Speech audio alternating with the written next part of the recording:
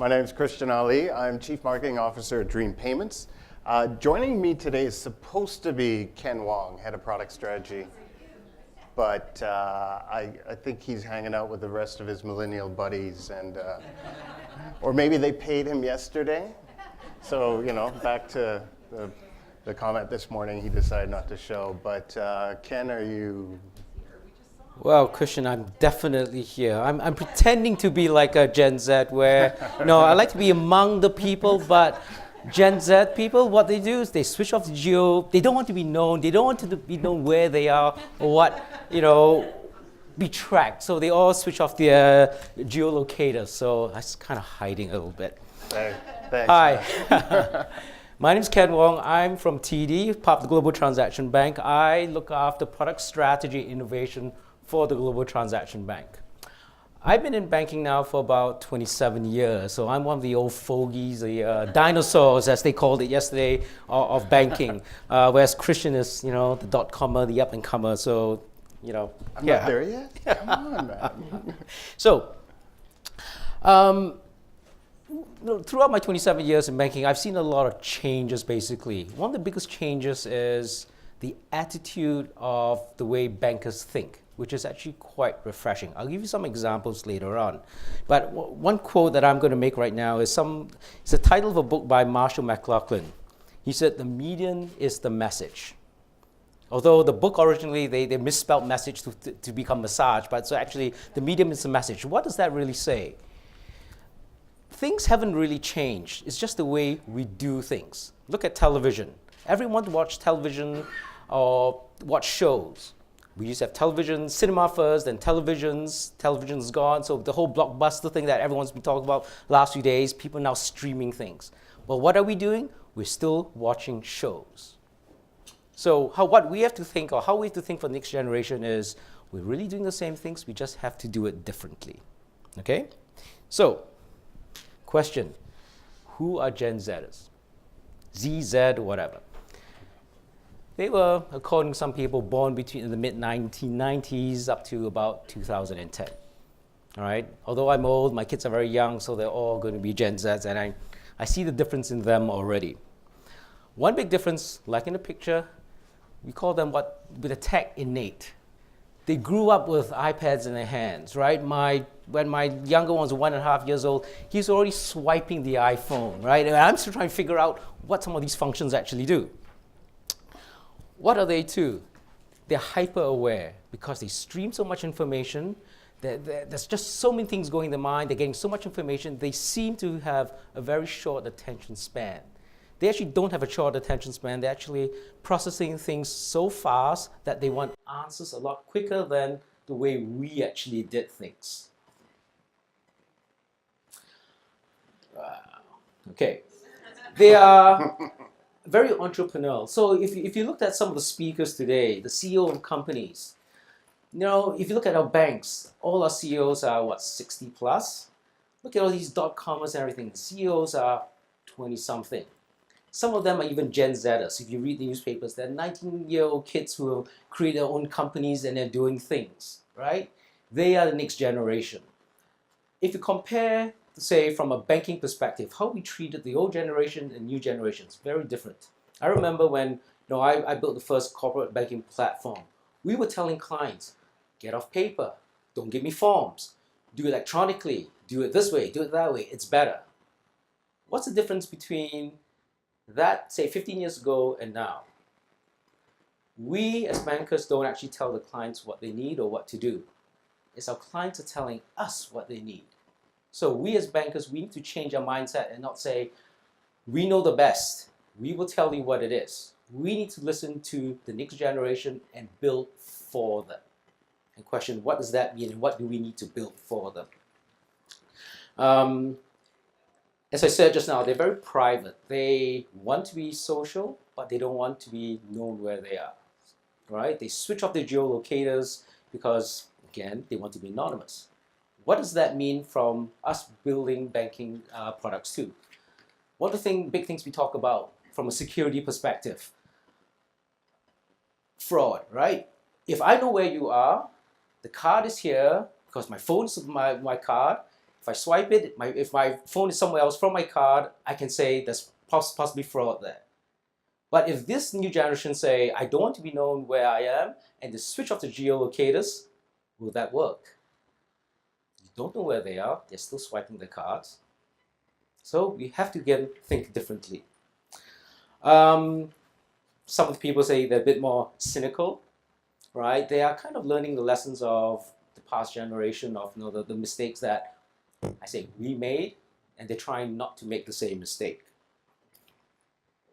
So, if you look at the importance of Gen Z, by 2025, some people feel that they will be 31% of the population, which makes them a very important client segment that banks have to think about.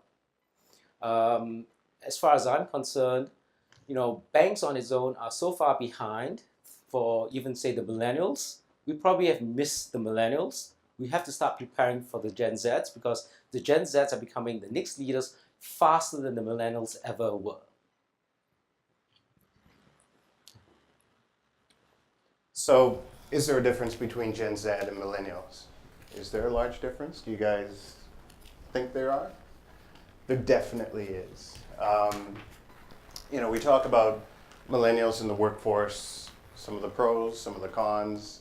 But what we're starting to now see is, as Ken mentioned, is you're starting to see Generation Z enter the workforce, right? At a younger age, but they're starting to enter the workforce.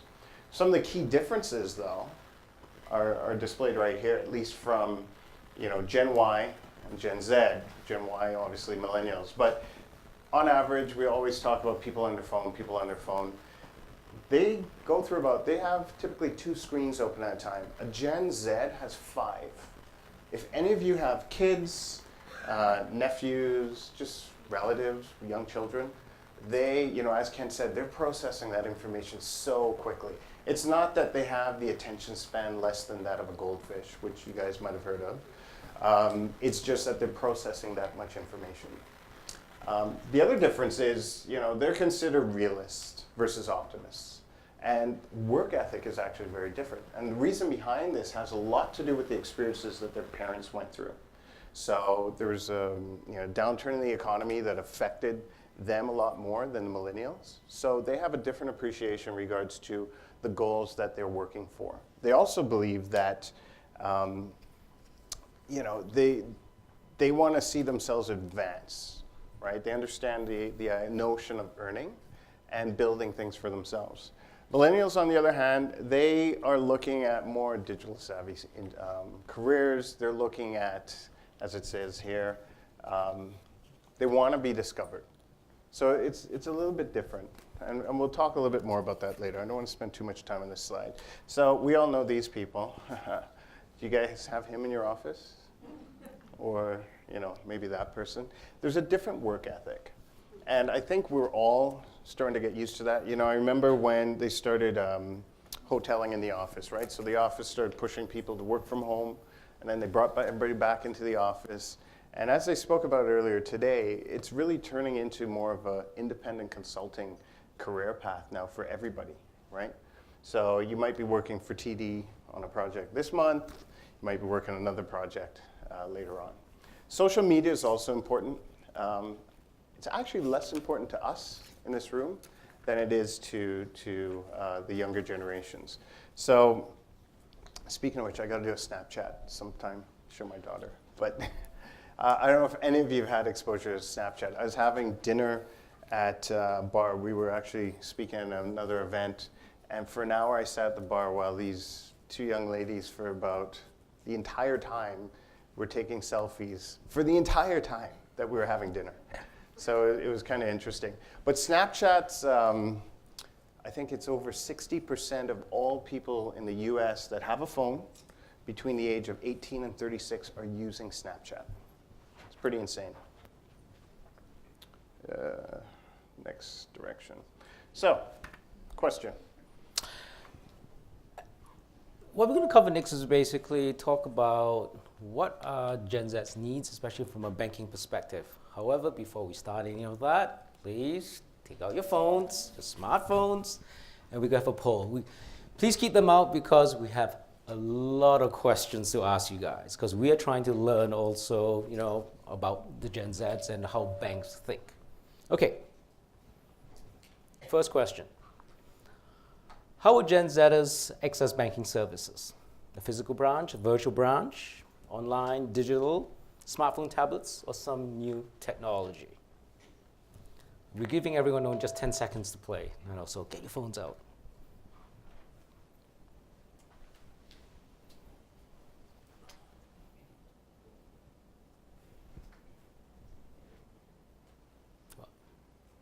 Oh, it's changing. Okay. So everything's still smartphone and tablets are the main way that kids will, or the next generation, use to access information and whatnot. But interestingly, look at that. Physical branch, 0. Was that my second one, or did I press it too fast? Okay. What payment instruments do you think Gen Zers will use in the future? Cash, direct debits, credit, cryptos, or something new?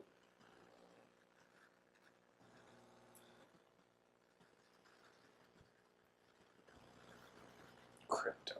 You guys think crypto? Oh, okay. Come on, change it, man. Change it. Thank you. Oh, this is like watching the Euro Cup. Good. Interesting. No debits. Wow. Last question. How would Gen Zers make payments? In person, in app, digital credentials, all above, something new. Keeping in mind everything we heard this morning and yesterday.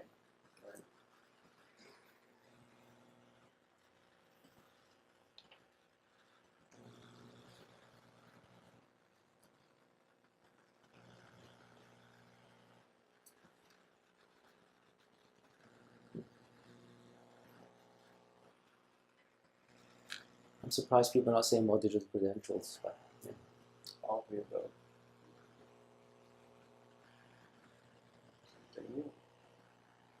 Okay, it's settling down now. Great. So, this is a survey that was done, I believe, by TD back in the US. So if you look at what this tells us, basically, what it tells me, basically, is Gen Zers are looking at products of the bank. So look at that. They're using debit cards a lot more, but they're not necessarily using the channels of the bank. Right? They want the payment instruments, they want to be able to transact, but they don't want to come to the bank to transact.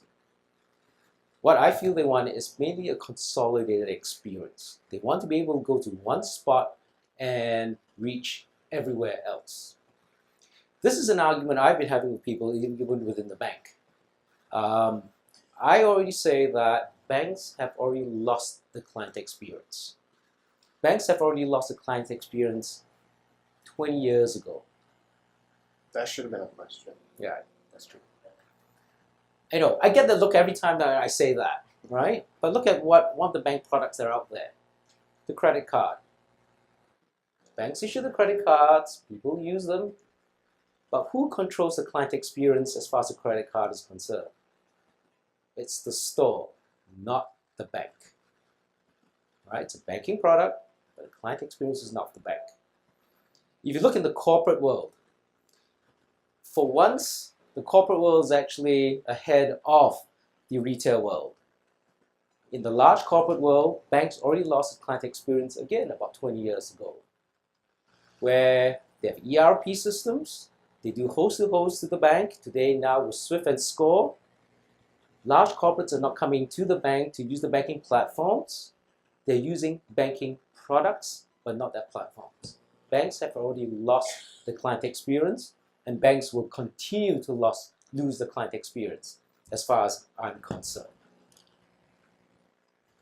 So, how do we retain our clients, knowing that we've lost the client experience? What I guess the survey says is Why do people bank with banks and not with banks? So to move a bank, basically, you're acquiring the client. It's because banks do not differentiate the products well enough. So a why is a why is a why is a why. Right, how do you differentiate? Do we price it differently or whatnot? From a credit card world, why do you use one credit card over another credit card? I bet everyone has at least 5 credit cards in their wallet. Someone's shaking his head, right? One. When I say credit card, it could be a store card too, okay? Or a loyalty card, all right? It's because from a credit card perspective, it's the rewards that you get. Is it cashback? Is it air miles? What is more important to you? So what are the features beyond the actual payment instrument that is important to the consumer that they will choose your product to use? Again, because you've already lost the client experience. So consumer expectations have changed drastically. We all know that. Just take look at a couple things here. So you guys can probably see this, right? You guys know what this is? Contact lens. Contact lens. So what that contact lens, it actually has a sensor, so it monitors your blood sugar levels, and it talks to an app. Right? Half of you probably have Nest. It saves me a lot of money. When you fly these days, you kind of expect to have a wireless connection on the plane. I did coming here. It saved me quite a lot of time. Tracking your animals. The reality is, if you're not connected, you're obsolete. And you know, whereas you guys probably remember when the internet first started taking off, and people were talking all about, well, we got to get online. Not too sure if we should get online. And now you have to be online, right? Same conversations, believe it or not, are still being had around mobile. Right? There's still very large institutions that are trying to figure out a mobile strategy.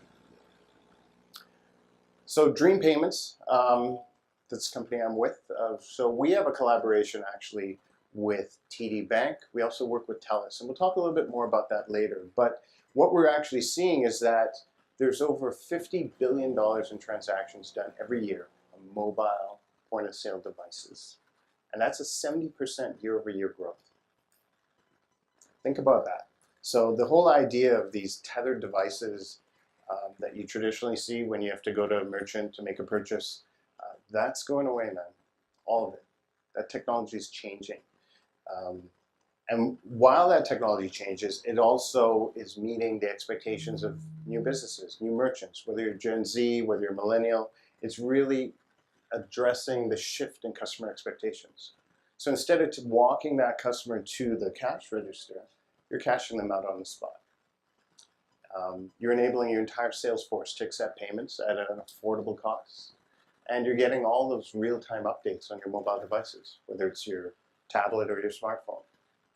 So you're seeing a shift in payments. You're seeing a shift in banking services, which we'll dive into in a moment. But the reality is, we've started a shift, and that has gained some momentum, and you're going to continue to see that. So, I mean, the message for this section of our talk is basically we need to change, or banks need to change the way they think, right? When we were in Scottsdale at the BAF conference, we had a whole bunch of questions that we polled the audience, and they were mainly bankers, and the results that actually shocked us. How bankers think that they are still the center of the universe. Sorry, just to add, those were commercial bankers, Yeah. right? So not the bankers I deal with, or maybe some of you deal with, right? We're all payments, we're all retail. These were the commercial guys where they tell you to dress down, they still wear a 3-piece suit, right? Okay.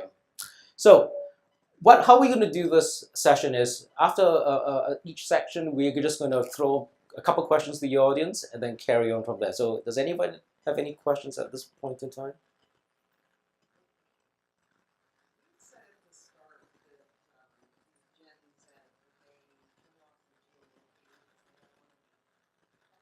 Tracked. Yeah.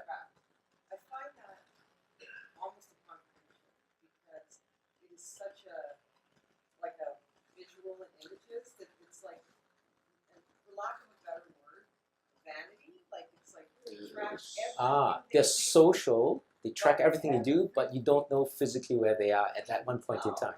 Not necessarily. Having drinks So I So, find that very interesting. yeah. That that's so it's a good point. like almost like really. So remember the whole idea. So let's go back to Snapchat, right? So Snapchat started off as this image messaging service where the picture disappears. There's actually a purpose for that, right? A good purpose. So because it's all in the moment, they take a picture, they send it, it's like a text message, it disappears. You don't have to go in, you don't have to delete, that type of stuff. Everybody talks about what you put online stays there forever. Well, with these new applications and these new social engagement tools, they don't, right? They actually disappear. So to Ken's point, they are social. They want to be engaged. It is a bit of vanity. Yeah, it's a lot of vanity. No, but it's true, right? It's a very myopic from that perspective. I think it's a whole other session when we talk about social engagement and ability to have conversations versus text messages. But I'll digress. So we don't run out of time. I'm just going to continue on. So the next section we're going to talk about is the kind of fintech that we use and where banks can really play. So, audience poll again. Where do you think Gen Zers will procure financial services in the future? At a bank, a financial company, a fintech, brokers, aggregators, or something else?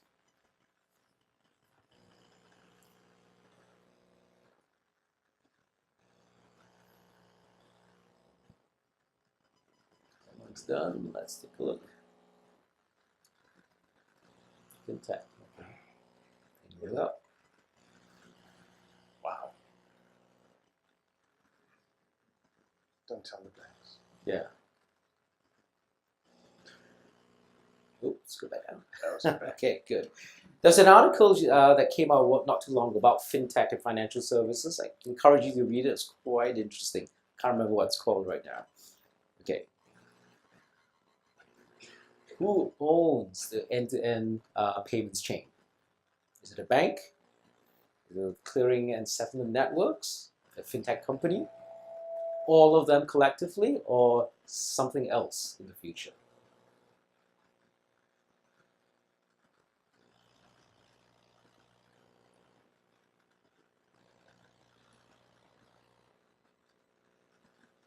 No one wants to commit. Well, it's actually a good answer. I mean, we have to play together to actually get it done, I think. Change. Nope. There is no right or wrong answer, right?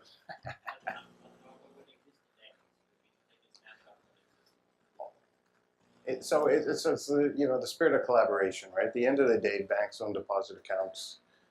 There's innovation that helps win the consumer experience. Back to what Ken was saying earlier, right? He believes banks have lost that customer experience. So don't forget, I'm saying end to end. Where does it start? It starts with the client up front, right? Next question. Who owns a primary relationship in the end-to-end payments chain? Banks, retail stores, payment networks, fintech, or something else, or someone else. You could use the word store a bit more generally, I would say.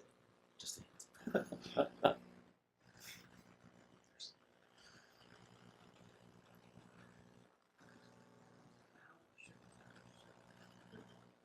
Your choice of what you want. Yeah. What was it?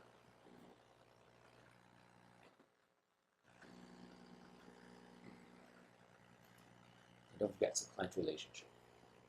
Okay. Banks, interesting again. Personally, I don't think so, but yeah.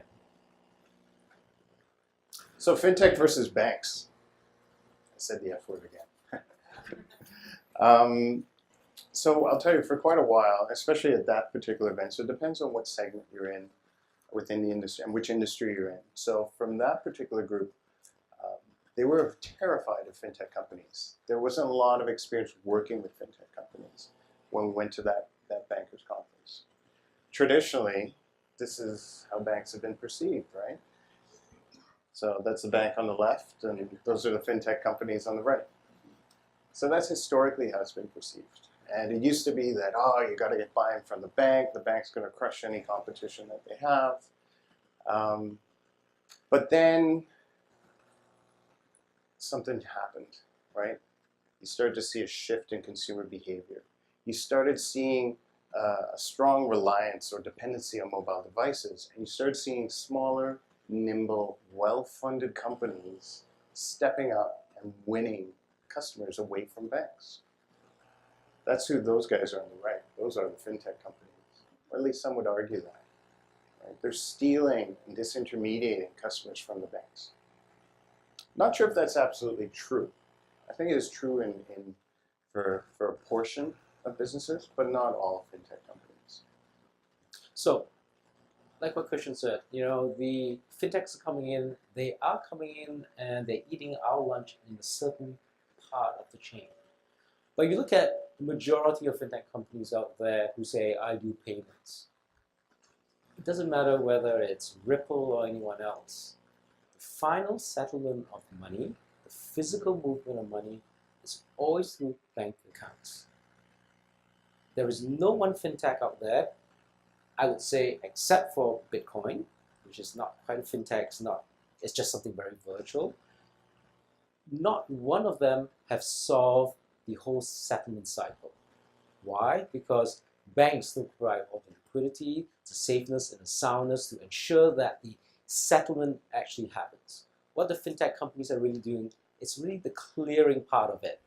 I paid you, fine, you think you have the money, but then the settlements have to go through before you actually, to net settle it out.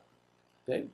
So, some people think that this is the way that the world is going, that banks will get disintermediated completely at the end. I still say no. Banks still play a very, very important role, right? Again, the financial soundness of the system, the liquidity, and everything that makes money move, it's still with. Try to speed up here, so sorry. Any questions to this? Basically talking about the client experience, who owns the end-to-end payment cycle.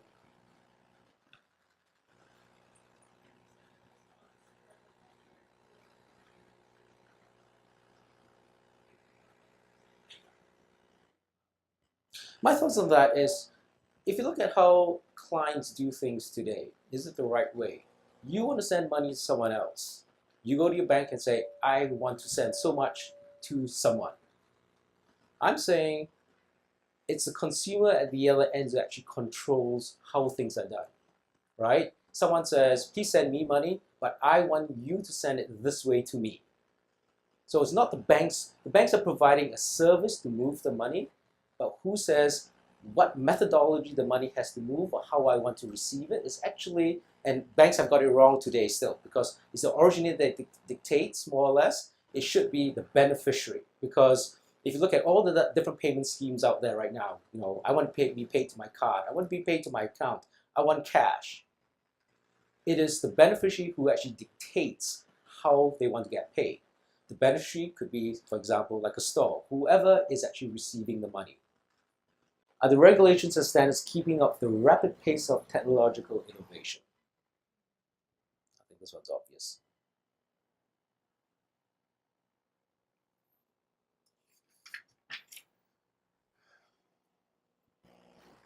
Yeah.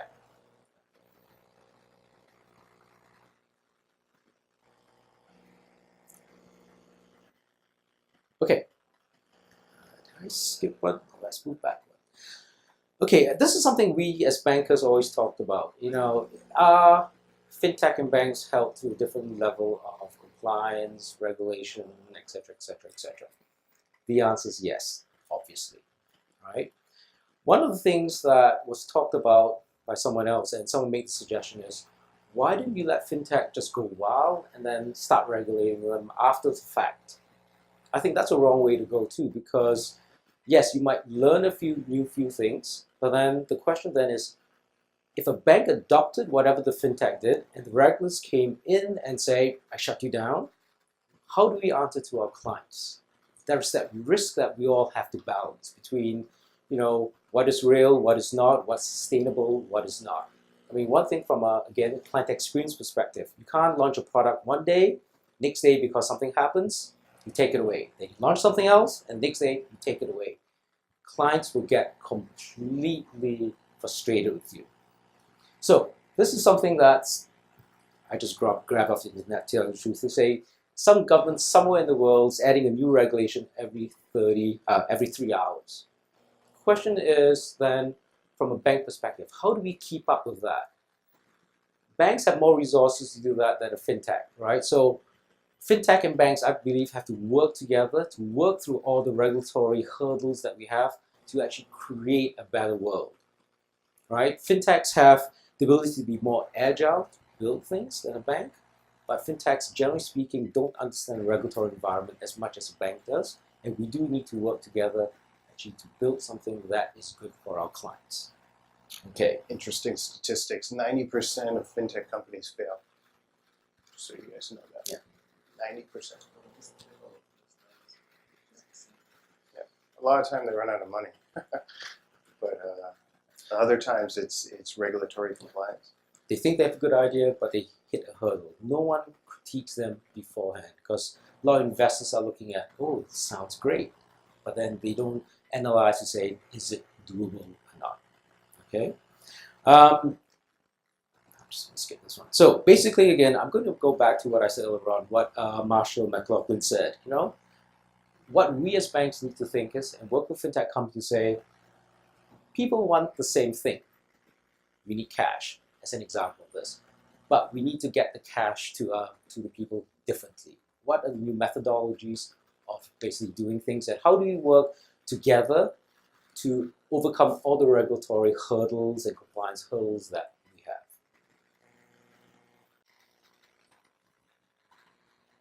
Okay, I'm just checking for time now. Okay, we have a few minutes left. Okay. I think you're taking the next bit, right? Oh, Yes. Questions? okay. Let's Questions just first. push through these quick. Who do you think the biggest bank competitor is? Is it other banks, MSBs, clearing settlement networks, fintech, or someone else?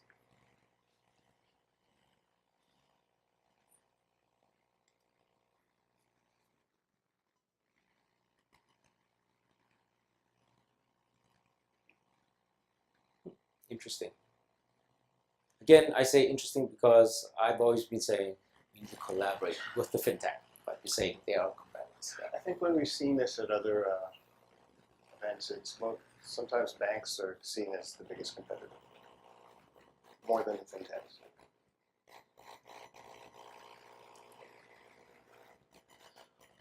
Will fintech companies own the end-to-end payment chain in the future? Do they have the ability to actually build something so spectacular that it will actually disintermediate the banks?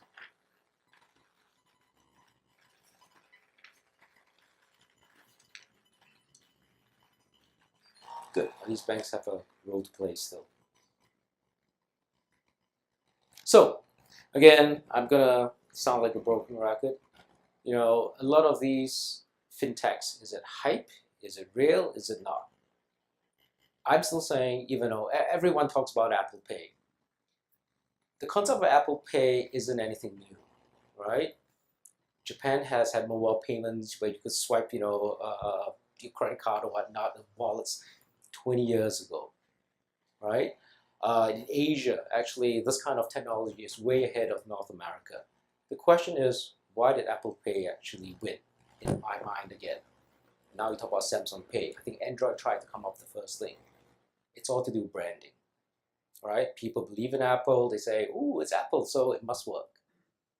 But then, is it really that innovative?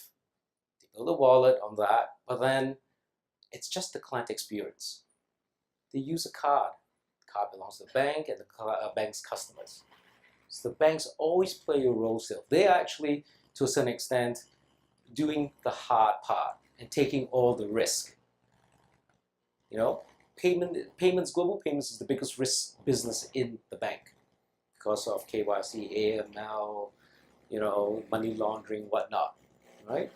So the moral of the story here is the bank has lost the client experience, let the fintech companies build it up, but we supply everything else still as banks. We need to partner with the fintechs. which Christian will give you a kind of a use case for that. Yeah. So just go back 20 seconds on this because we got to be tight on time. But so yeah, I think the banks do the heavy lifting with the payment transfer and all that. But the reason why, from a technology perspective, Apple Pay is so successful is because they control the operating system and the hardware. So they can deploy biometrics and access a secure element in the device. Samsung Pay is doing the same thing because now they can control, like they said earlier today, Ellie, that they can control the hardware, right? And they still have control of a software stack that manages that. They have a strong brand with reputation, so that's where they get a lot of success as well. So it is truly collaboration because you think about the fact that you had Visa, MasterCard, Interact in their token service. All the banks actually having to work together, come up with an agreed approach to implement this. So again, I think it's a good testament to collaboration between the organizations. And I think specifically for Canada with what Interact has done, it's a huge step. Just spend a couple minutes on other collaborative approaches. So it's our philosophy that, you know, the way to transform the ecosystem, the way to transform the banking industry and to really have a winning customer solution is through collaboration. So an example of that is Dream Payments. We started up, we're a mobile point of sale solution provider. TD is our partner on the back end. So TD does all the cash flow management, if you will, on the back end, the transactions and the settlement. We manage the front end of things from the user experience. So we're the only chip and pin solution that you can actually sell off the shelf in North America. The only one. And the way we do that is through some patents and some innovation that allow us to manage those devices. Think about today, you can't walk into a Staples, or actually you can't walk into a store and buy a pin pad, chip and pin pad. You just can't. There's a whole key injection process, remote management. There's all kinds of stuff that goes into that device to make it secure and available. So that's where our innovation comes in. TELUS is a distributor. TELUS does not typically sell a bank type product off their shelf. And TD can't really sell banking services off the shelf at a retailer. So when you think about the collaboration that's occurred through this single platform, it really is, I think, an achievement and demonstration of how companies are working together. So we're tight on time, but are there any other questions as we talk a little bit about that? Yep, in the back.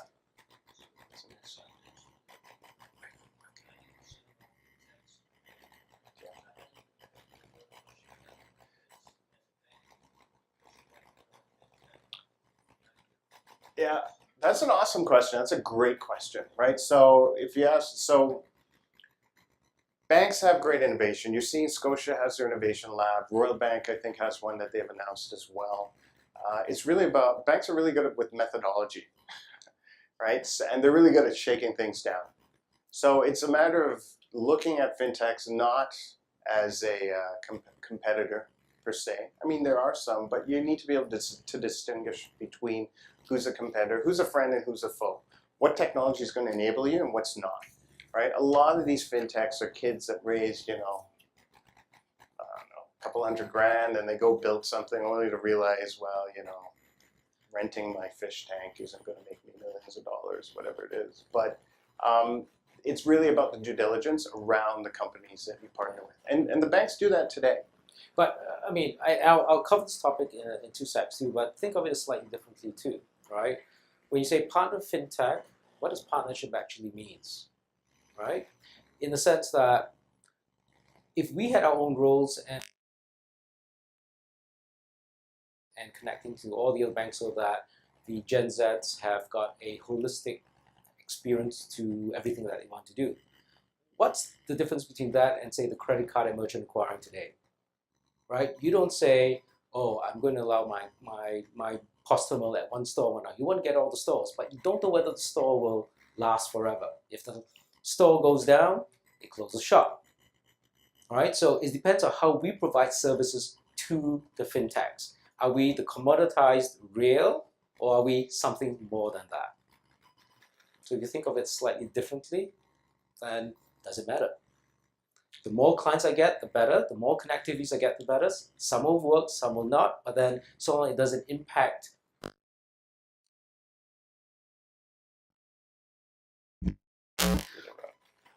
I'm just gonna really go fast now. The new of payments, what's the path there? Are banks agile enough? I think that one's obvious. I'll give you 5 seconds to do the poll. Oh, yeah, okay, obvious. Next one.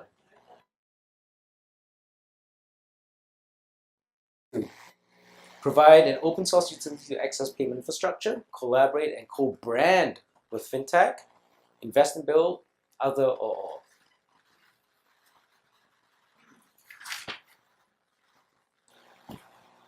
Okay, this one also surprises me, the answer. Why? Because, as I said, yes, I mean, everyone says we need to collaborate. But what does collaboration mean? Is it coming up with standards like everyone talks about in the last few sessions to provide a service, or is it something else? So if you look at PSD2, and I'm a proponent of PSD2 basically and XS2A, to say, again, like the credit card world, the bank has its products. Is it accounts? Is it cards? Is it whatnot? Do we open it up to everyone else, the fintech, the stores and whatnot, to access those so that we still get our transaction fees and whatnot? We still get the client relationship. The question is, how do we get the client relationship, and why would that client want to bank with us and buy our products? That's where the differentiation comes in. But if you go by this model where PSD2 says open up to the whole world, don't you automatically have a different distribution channel and you actually get more transactions automatically instead of having to go one by one to each client and sell to them? So kind of think of it that way. Again, to speed up, again, how do we tie it back to Gen Zs? Gen Zs say, I want to be able to access everything from one spot. So if you look at the whole consumer world before, it's, Japan was actually the best case too. 30 years ago in Japan, even though you had a credit card, if you look at a store in Japan, they had 50 POS terminals there because they weren't interconnected. What you want to do is from one credit card, be able to reach everything. So just like a banking account, it's like a corporate too. They don't want to log on to every single bank's, treasury workstations. They want to go from the ERP systems to Swift or whatever and reach every single bank that they bank with and bank that way. The client experience is gone. So just in concluding, taking the friction out of processes, customer experiences, it's a lot of work. It's a lot of work, as you guys may or may not know. So you'll hear companies launching small but meaningful features that took them 6 months to a year to build. Just think about if you're a bank, it's at least $1 million to open up the hood and go and do a web change, right? And that agile methodology that you tried to implement so well, how long ago? Where is it today? At best, you're hybrid, right? So the idea is that collaborating with fintech, and it's really good to actually, a year from now, you weren't hearing this story. This event today, you're hearing, or that we're at, you're hearing a lot more about that openness to collaborate, recognizing strengths and weaknesses of each party and being able to figure out a way to work together. So the question we had earlier in regards to how do you know what's a real good fintech and what's not, it's bang on, right? Banks need to find the right way to kind of sort through it all and engage these third parties. So with that, I'm just going to hand it over to Kim. Just one question.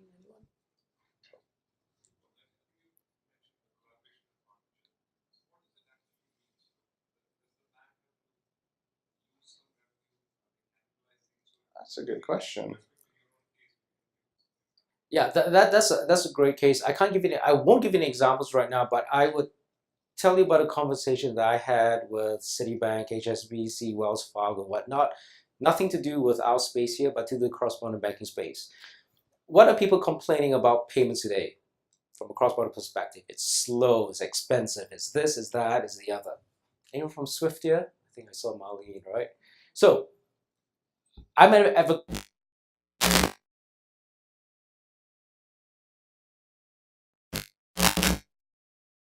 faster, transparent, track and trace, etc., etc., etc. But the key to that is, and I asked all the big banks at Cybos last year, and at the conference that I was at Bath, is, are you willing to give up some of your revenue to preserve the rest of your revenue? If it's 15 years ago, the answer is no. I had a .com myself 15 years ago, actually a bit more than that, where I solved Dodd-Frank 1073. I could move money, point to 30th bank to 30th bank, guaranteed 2 days, guaranteed full payment. We were shut down by the big banks. So the mentality is changing now. Banks are saying it's okay to reduce the revenue levels, but make the world a better place to preserve whatever else they have. Otherwise, their lunch will be eaten. Okay, in conclusion, basically, all I'm saying is everyone has a role to play. It's just like kids hockey right now. When they're young, look at them. They don't know who plays what role. They're fumbling along each other. This is the regulator here, right? You know, they don't know what they're doing. So the regulator, puts them in jail because they're doing something wrong and everyone's fighting. We will stumble along the way, but if we play like a team and collaborate and cooperate with each other and understand each other's roles, we will be a winning team.